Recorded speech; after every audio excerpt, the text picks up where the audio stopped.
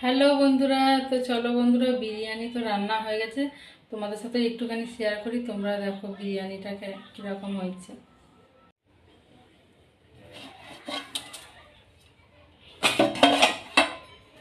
দাঁড়াও বন্ধুরা, নিচে নামিয়ে দেখো।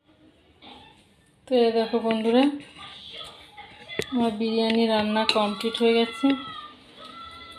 দেখো বন্ধুরা কীরকম হয়েছে, কমেন্টে জানাবে কিন্তু।